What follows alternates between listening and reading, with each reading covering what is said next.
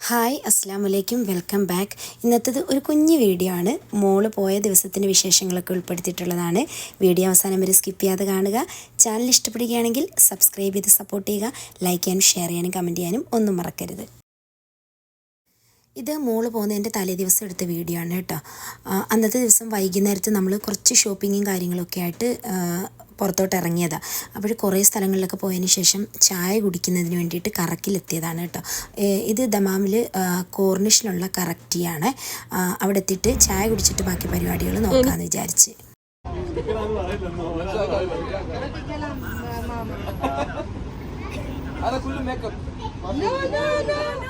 I know. Mama, great mama. Bro, ഒരു dialogue. ഇതിപ്പോൾ നമ്മളിരുന്നതിൻ്റെ കുറച്ച് അപ്പുറത്തോട്ട് മാറിയിട്ട് ഒരു സൗദി ഇരിപ്പുണ്ടായിരുന്നു, ഒരു സ്ത്രീയാണ്. അപ്പോൾ അവർ എന്നെയും കാക്കുനെയും കണ്ടിട്ട് ഞങ്ങൾ സിസ്റ്റേഴ്സാണോ എന്ന് ചോദിച്ചു. അപ്പോൾ കുട്ടു ചാടി വീണിട്ട് പറഞ്ഞ് നോ മദറാണെന്ന് പറഞ്ഞ്. അപ്പോൾ കുട്ടുവും പിന്നെ മിട്ടുവിനെയും മൂനെയും കാണിച്ചു കൊടുത്തിട്ട് പറഞ്ഞ് 4 കുട്ടികളുണ്ട് കേട്ടോ, ഉമ്മയാണെന്ന് പറഞ്ഞ്. അപ്പോൾ അവർ പറഞ്ഞ് അങ്ങനെ തോന്നുന്നില്ല കേട്ടോ, അവരെ കണ്ടിട്ട് സിസ്റ്റേഴ്സിനെ പോലെ ഉണ്ട്, കാക്കുനെ കണ്ടിട്ട് ശരിക്കും ഒരു സൗദി കുട്ടിയെ കണക്കുണ്ടെന്നൊക്കെ ഇങ്ങനെ പറയുക. അപ്പോഴും അത് പറഞ്ഞിട്ടാണ് കേട്ടോ കുട്ടു കളിയാക്കിയത്. നമുക്ക് നല്ലൊരു കോംപ്ലിമെൻ്റ് അല്ലേ ഇങ്ങനെ പുറത്ത് നിൽക്കുന്ന ആൾക്കാർ പറയുന്നത് കേൾക്കുമ്പോൾ. അൽഹംദുലില്ലാ. അപ്പോഴും അത് പറഞ്ഞിട്ട് കുട്ടു കളിയാക്കുമായിരുന്നു കേട്ടോ. കുട്ടു അവരോട് പറയുമായിരുന്നു അങ്ങനെയല്ല ഫുള്ള് മേക്കപ്പാന്ന്. ഇങ്ങോട്ട് നോക്കി എന്ത് വേണ്ട എന്തോ കേട്ടില്ല. മിട്ടും ഇമ്മും കോൾഡ് കോഫിയും അതേപോലെ തന്നെ നമ്മൾ ചായയായിരുന്നു ഓർഡർ ചെയ്തിരുന്നത്. അതുപോലെ തന്നെ ഡൈനാമിക് ചിക്കനും ഓർഡർ ചെയ്തിട്ടുണ്ടായിരുന്നു. എനിക്ക് ഡൈനാമിക് ചിക്കൻ അത്രയ്ക്ക് അങ്ങോട്ട് ഇഷ്ടമായിട്ടില്ല കേട്ടോ. കാരണം എന്താണെന്നറിയുന്നില്ല, ഭയങ്കര ഡ്രൈ ആയിട്ട് തോന്നി. കാക്കുവിന് ഇഷ്ടപ്പെട്ട്, പക്ഷേ എനിക്കെന്തോ അങ്ങോട്ട് ഇഷ്ടപ്പെട്ടില്ല. ചായ പിന്നെ ഞാൻ സ്ഥിരം കുടിക്കുന്നതാണ്. ഇക്കായും ഞാനിവിടെയൊക്കെ രാത്രിയിൽ പുറത്ത് പോകുന്ന സമയത്തൊക്കെ വെറുതെ ചായ കുടിക്കാനായിട്ട് ഞങ്ങൾ പുറത്ത് പോകാറുണ്ട്. അങ്ങനെ അവിടുത്തെ പരിപാടിയൊക്കെ കഴിഞ്ഞിട്ട് പിന്നെ കുറച്ച് ഷോപ്പിംഗ് ഒക്കെ കഴിഞ്ഞ് നമ്മൾ നേരെ വീട്ടിലെത്തി. കൂടുതൽ ഞാൻ ഷോപ്പിംഗ് ഉൾപ്പെടുത്താത്ത എന്താണെന്നറിയാമോ, എപ്പോഴും നമ്മളിങ്ങനെ ഷോപ്പിങ്ങിൻ്റെ വീഡിയോ ഇട്ടാലൊക്കെ ആൾക്കാർക്ക് ബോറടിക്കും. പക്ഷേ ഇനിയിപ്പോഴും ഞാൻ എന്തായാലും നാട്ടിൽ പോകുന്ന ടൈമിൽ ഷോപ്പിംഗ് ഉണ്ടല്ലോ, അതിൻ്റെ വീഡിയോസൊക്കെ എടുത്തിട്ട് ഞാൻ ഇടുന്നതായിരിക്കും കേട്ടോ. മോളുടെ എല്ലാ ഒരുവിധ കാര്യങ്ങളൊക്കെ ഒതുങ്ങി. കുറച്ച് നമ്മൾ ലേറ്റായിട്ടാണ് വീട്ടിലെത്തിയത് എങ്കിലും ഇനിയിപ്പം ഡിന്നർ റെഡിയാക്കണം. അതിന് വേണ്ടിയിട്ട് നല്ല അടിപൊളിയായിട്ടുള്ള ഒരു അറബിക് റെസിപ്പിയാണ് കേട്ടോ. ഒരു അറബിക് ചിക്കൻ കറിയുടെ റെസിപ്പിയാണ് കാണിക്കുന്നത്. നമുക്ക് അവൈലബിൾ ആയിട്ടുള്ള വെജിറ്റബിൾ വെച്ചിട്ടാണ് ഈ കറി റെഡിയാക്കുന്നത്. പൊട്ടാറ്റോ, അതേപോലെ തന്നെ ക്യാരറ്റ്, കൂസ, പിന്നെന്താ നിങ്ങൾക്കറിയാമല്ലോ അറബിക്ക് പൊതുവെ അങ്ങനെയുള്ള കറിക്കകത്ത് എപ്പോഴും അവരിടുന്നതാണ് ഈ കൂസ എന്ന് പറയുന്ന സംഭവം. വളരെ ചീപ്പായിട്ട് നമുക്കിവിടെ കിട്ടുന്ന ഒരു സാധനമാണ്. അതുപോലെ തന്നെ ക്യാപ്സിക്കം, പിന്നെ എന്താ പറയുന്നത് ബീൻസിൻ്റെ പയർ. ബീൻസ് ഇല്ലാത്തതുകൊണ്ടാണ് കേട്ടോ ഞാൻ ആ നീളം പയർ എടുത്തത്. അങ്ങനെ കുറച്ച് സാധനങ്ങളാണ് നമുക്കിതിന് വേണ്ടിയിട്ട് വേണ്ടത്. ഇതിന് മുന്നേ എപ്പോഴും ഞാൻ ഈ ഒരു റെസിപ്പി ഇട്ടിട്ടുള്ളതാണ്. അതുപോലെ ഈ ഒരു കറി എപ്പോഴും നമുക്ക് കൂടുതൽ ചപ്പാത്തി, കുബൂസ്, അതുപോലെ നമ്മൾ കപ്സ പോലുള്ള റൈസ് ഉണ്ടല്ലോ, അത് വാങ്ങിക്കുമ്പോൾ നമ്മൾ ഷോപ്പിൽ നിന്ന് സാധാരണയായിട്ട് ഇങ്ങനത്തെ ഒരു വെജിറ്റബിൾ ഇട്ട ഒരു ചിക്കൻ്റെ പീസൊക്കെ ഇട്ടിട്ടുള്ള ഒരു കറി കിട്ടാറുണ്ട്. അപ്പോഴത് എനിക്കൊന്ന് മിക്ക ആൾക്കാരും കഴിച്ചിട്ടുള്ളതായിരിക്കും.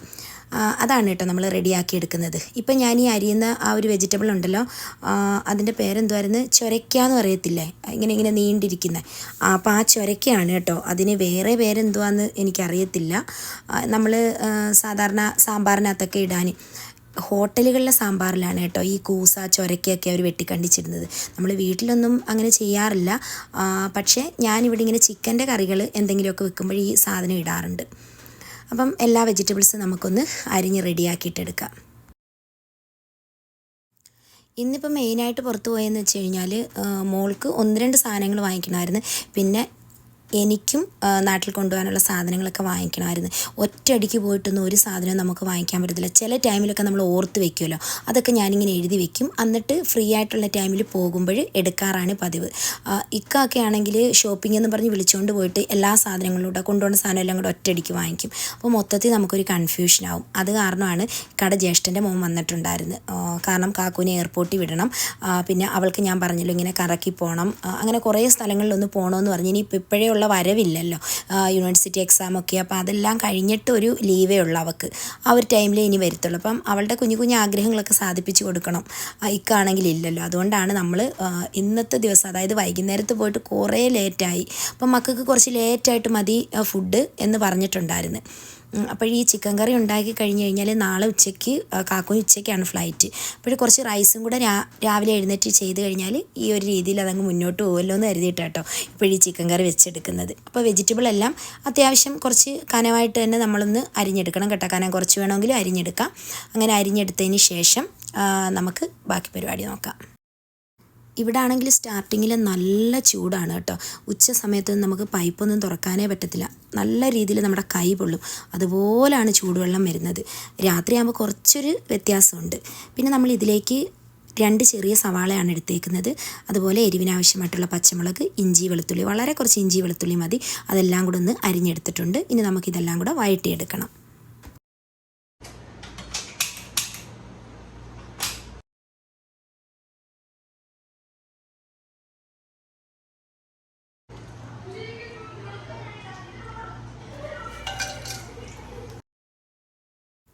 പാത്രം ചൂടായി ഓയിൽ ഒഴിച്ചു കൊടുത്തതിന് ശേഷം നിങ്ങൾക്ക് ഓയിലിന് പകരം ബട്ടർ വേണമെങ്കിലും ഇട്ട് കൊടുക്കാം കേട്ടോ.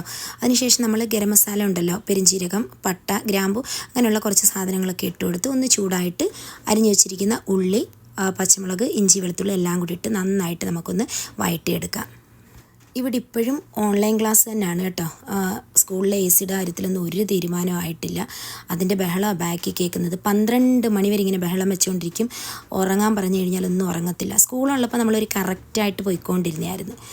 ഉള്ളി വാടിയതിന് ശേഷം ഒരു വലിയ തക്കാളി കൂടി ചേർത്ത് കൊടുക്കുന്നുണ്ട്. അത് നന്നായിട്ട് ഉള്ളിക്കകത്ത് ഇടുന്ന് ഒന്ന് വഴണ്ട് വരണം.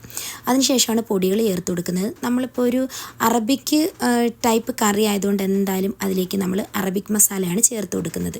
അപ്പോൾ ഈ മസാല ചേർക്കുന്നതിന് മുന്നേ നമ്മൾ കഴുകി വൃത്തിയാക്കി വെച്ചിരിക്കുന്ന ചിക്കൻ ഉണ്ടല്ലോ, ഇപ്പം എന്താ പറയുന്നത്, ചിക്കൻ ഒരുപാട് വേണമെന്നില്ല. ഞാനിതിപ്പോൾ കുറച്ചിട്ടത് മക്കൾ കഴിച്ചോട്ടെന്ന് കരുതിയിട്ട് ഇതിനകത്ത് ചിക്കൻ്റെ ആ ഒരു ഫ്ലേവർ കിട്ടത്തക്ക രീതിയിൽ ചെറിയ പീസസ് ഇട്ട് കൊടുത്താൽ മതി കേട്ടോ. വെജിറ്റബിൾ കുറച്ച് മുന്നേ നിൽക്കണമെന്നേ ഉള്ളൂ. അങ്ങനെയാണ് നമുക്ക് ഷോപ്പിൽ നിന്നൊക്കെ കറി കിട്ടാറുള്ളത്. പിന്നെ നമ്മുടെ ഒരു സമാധാനത്തിന് നമ്മൾ കുറച്ചധികം ചിക്കൻ ഇട്ട് കൊടുത്തതേ ഉള്ളൂ. അപ്പോൾ ചിക്കന് കൂടി ഒന്ന് വെന്തതിന് ശേഷം അതിലേക്ക് ഒരല്പം മഞ്ഞൾപ്പൊടി, കുറച്ച് കുരുമുളക് പൊടി, പിന്നെ നമ്മളിതിൽ ചേർത്ത് കൊടുക്കുന്നത് മാഗിയുടെ ക്യൂബാണ് കേട്ടോ. ഉപ്പുള്ള ക്യൂബ് ആണെങ്കിൽ നിങ്ങളത് അനുസരിച്ച് കറിക്കകത്ത് ഉപ്പിട്ട് കൊടുക്കണം. നേരത്തെ ഉള്ളി വാടാൻ വെക്കുമ്പോൾ ഉപ്പൊക്കെ ഇട്ട് കൊടുക്കുമ്പോഴേ അധികം ആവാതിരിക്കാൻ ശ്രമിക്കണം. പിന്നെ ഇതിലേക്ക് കപ്സ മസാലയാണ് ഞാൻ ചേർത്ത് കൊടുക്കുന്നത്. കപ്സ മസാല എല്ലായിടവും വാങ്ങിക്കാൻ കിട്ടും. അപ്പോൾ കുറച്ച് കപ്സ മസാല ചേർത്ത് കൊടുക്കുന്നുണ്ട്. പിന്നെ ഇതിലേക്ക് കുറച്ച് ചിക്കൻ മസാല, ഒരു 1/2 സ്പൂണോളം, 1/2 ചിക്കൻ മസാലയാണ് ചേർത്ത് കൊടുക്കുന്നത്. ഇങ്ങനെ പാക്കറ്റിലുള്ള പൊടിയേറ്റങ്ങളൊന്നും ചേർക്കുന്നതിനോട് എനിക്ക് താല്പര്യമില്ലാത്ത ആളാണ്. എങ്കിലും പിന്നെ നമുക്ക് അത്യാവശ്യത്തിനൊക്കെ ചേർത്തല്ലേ പറ്റത്തുള്ളൂ. അല്ലെങ്കിൽ ഇതെല്ലാം നമ്മൾ പൊടിച്ച് റെഡിയാക്കി വെക്കണം, ഗരം മസാല പൗഡറുകളൊക്കെ.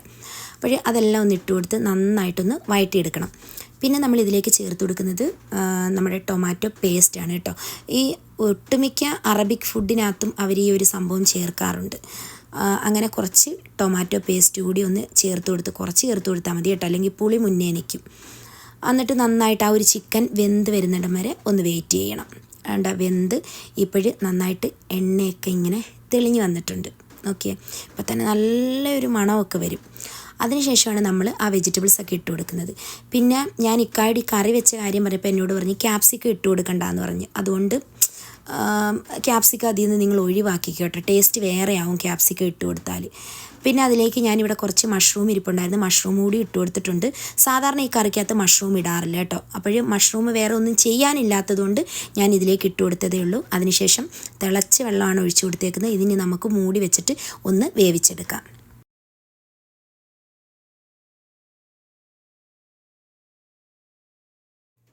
കറി നന്നായിട്ട് വെന്ത് സെറ്റായി വന്നിട്ടുണ്ട്. ആവശ്യത്തിന് മല്ലിയില കൂടി ഇട്ട് കൊടുത്തിട്ടുണ്ട്. പിന്നെ ഗ്രേവി എത്രത്തോളം വേണം എന്നുള്ളതൊക്കെ ഓരോരുത്തരുടെ ചോയ്സാണ് കേട്ടോ. ഇത് ശരിക്കും പറഞ്ഞു കഴിഞ്ഞാലുണ്ടല്ലോ, നമ്മളുടെ ഗീ റൈസ് അല്ലെങ്കിൽ കപ്സയുടെ റൈസൊക്കെ കിട്ടുമല്ലോ, ചിലപ്പോൾ നമ്മൾ അതിനകത്തുള്ള ചിക്കനൊക്കെ തീർന്നു കഴിയുമ്പോൾ റൈസ് വെറുതെ നമ്മൾ മാറ്റി വയ്ക്കും. ആ ടൈമിൽ നിങ്ങൾ ഇങ്ങനെയുള്ള കറി റെഡിയാക്കിയിട്ടൊന്ന് കഴിച്ച് നോക്കുക. അടിപൊളിയാണ് കേട്ടോ, മസ്റ്റ് ട്രൈ ആയിട്ടുള്ളൊരു സംഭവമാണ്. അപ്പം ഞാനിന്ന് ഇതിലേക്ക് ദോശയാണ് റെഡിയാക്കുന്നത്. ഒരുപാട് ലേറ്റായി, അപ്പോൾ പിന്നെ അവർക്ക് ദോശ മതി എന്ന് പറഞ്ഞ്. എന്തിൻ്റെ കൂടെയും ടേസ്റ്റാണ്. അപ്പോൾ അവർക്കുള്ള ദോശയും കൂടെ ഒന്ന് റെഡിയാക്കി എടുക്കട്ടെ.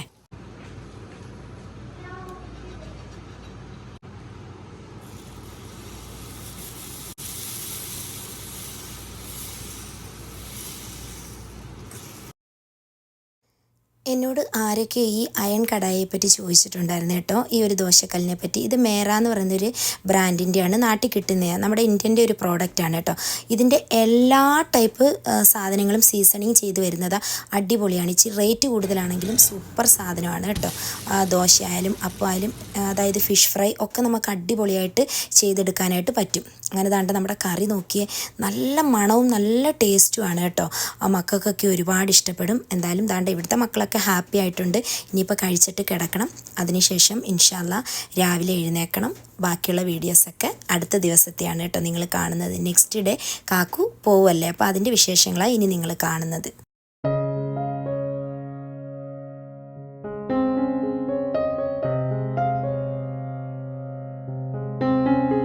പിറ്റേ ദിവസം ഉച്ചയ്ക്ക് 1 മണി കഴിഞ്ഞപ്പോഴത്തേക്ക് നമ്മൾ എയർപോർട്ടിലോട്ട് പോകാനായിട്ട് ഇറങ്ങുക. 4:50-നാണ് കാക്കൂന് ഫ്ലൈറ്റ്. അപ്പോഴേ എന്തായാലും കുറച്ച് നേരത്തെ പോകാം. എയർ ഇന്ത്യ എക്സ്പ്രസ്സിനാണ് പോകുന്നത്. അതിൻ്റെ കാര്യമല്ലേ, ഡിലേ ആകുമോ അല്ലെങ്കിൽ അവിടെ ചെന്ന് കഴിഞ്ഞിട്ട് അത് ക്യാൻസലാകുമോ ഒന്നും അറിയത്തില്ല. പിന്നെ താഴെ ചെന്നിട്ട് താഴെ നമ്മുടെ ഇസ്നക്കുട്ടിയുണ്ട്, അപ്പോൾ അവളോടൊക്കെ യാത്ര പറഞ്ഞിട്ട് താണ്ട് നമ്മൾ നേരെ എയർപോർട്ടിലോട്ട് പോകുക.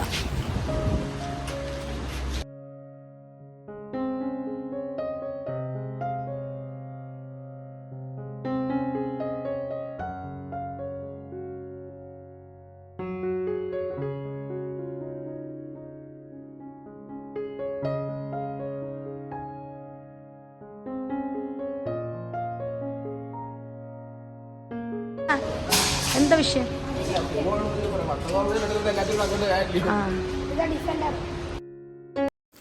സാധാരണയായിട്ട് നമ്മൾ എപ്പോഴാണെങ്കിലും അവൾക്ക് ഗൾഫ് എയറിൻ്റെ ടിക്കറ്റാണ് എടുക്കാറുള്ളത്. പക്ഷേ ഇത്തവണ ഇപ്പം അവൾ ഒറ്റയ്ക്ക് ചെന്നൈ എയർപോർട്ടിൽ ചെന്ന് ഇറങ്ങുമ്പോൾ ഒരു ടൈമും കാര്യങ്ങളും ഒക്കെ കറക്റ്റായിട്ട് ലാഗാവാതെ വിടണമല്ലോ.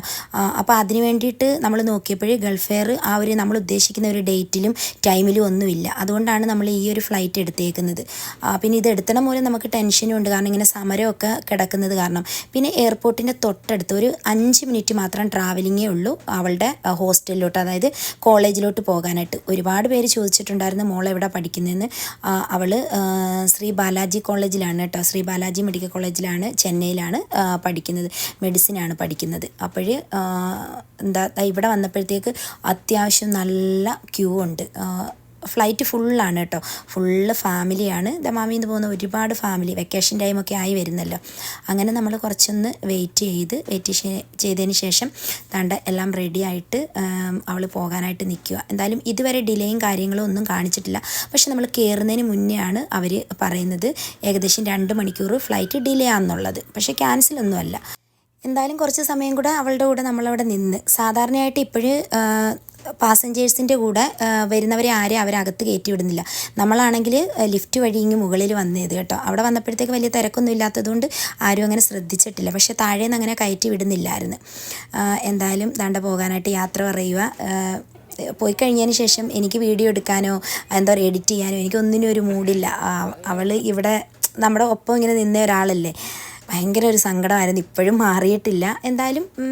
എന്തായാലും അതൊരു റിയാലിറ്റിയാണ്. മക്കൾ പഠിക്കാൻ പോകുന്നു, പിന്നെ അവരുടെ ലൈഫ് അവരിനി സെറ്റ് ആവുന്നിടം വരെയും ആ ഒരു റിയാലിറ്റി നമ്മൾ ഫേസ് ചെയ്തേ പറ്റത്തുള്ളൂ. അപ്പോൾ എന്തായാലും ഇന്നത്തെ വീഡിയോ ഇത്രയേ ഉള്ളൂ. നിങ്ങൾക്ക് ചാനലും ഇതിലെ വീഡിയോസും ഒക്കെ ഇഷ്ടമാവുന്നുണ്ടെങ്കിൽ എന്തായാലും ഒന്ന് സബ്സ്ക്രൈബ് ചെയ്ത് സപ്പോർട്ട് ചെയ്യുക. ലൈക്ക് ചെയ്യാനും ഷെയർ ചെയ്യാനും കമൻറ്റ് ചെയ്യാനും ഒന്നും മറക്കരുത്. ഇനി മറ്റൊരു മനോഹരമായ വീഡിയോ ആയിട്ട് ഉടനെ തന്നെ നമുക്ക് കാണാം.